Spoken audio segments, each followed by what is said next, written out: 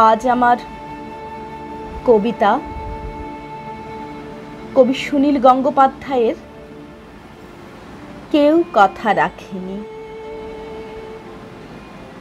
কেউ কথা রাখেনি, ৩৩ বছর কাটল,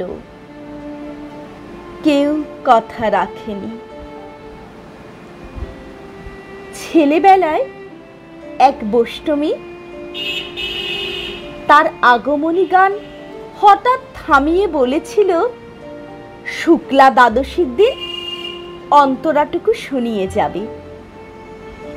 তারপর কত চন্দ্রভুক অমাবস্যা চলে গেল, কিন্তু সে বৈষ্ণবী আর এলো না।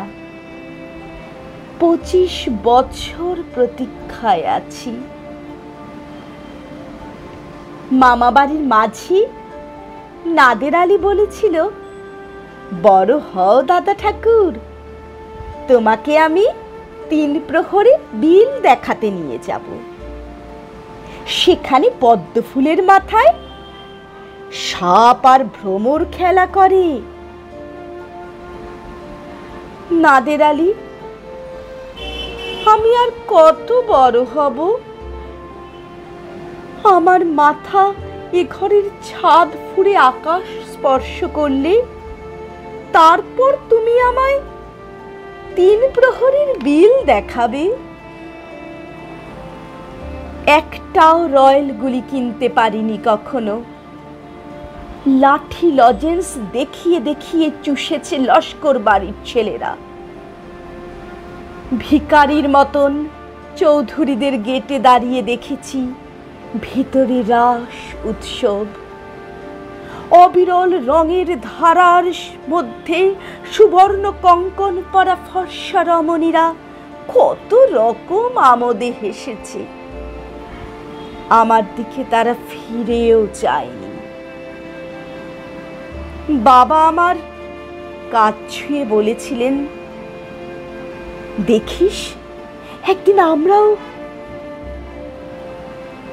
বাবা এখন অন্ধ, আমাদের দেখা হয়নি কিছুই। সেই রয়্যাল গুলি, সেই লাঠি লজেন্স, সেই রাস উৎসব আমায় কেউ ফিরিয়ে দেবে না। বুকের মধ্যে সুগন্ধি রুমাল রেখে বরুণা বলেছিল, যেদিন আমায় সত্যিকারের ভালোবাসবে সেদিন আমার বুকেও এমন আতরের গন্ধ হবে। ভালোবাসার জন্য আমি হাতের মুঠোয় প্রাণ নিয়েছি। দুরন্ত ষাঁড়ের চোখে বেঁধেছি লাল কাপড়। বিশ্ব সংসার তন্ন তন্ন করে খুঁজে এনেছি ১০৮টা নীল পদ্ম। তবু কথা রাখেনি বরুণা। এখন তার বুকে শুধুই মাংসের গন্ধ। এখনো সে যে কোনো নারী। কেউ কথা রাখেনি। ৩৩ বছর কাটল, কেউ কথা রাখে না। কেউ কথা রাখে না।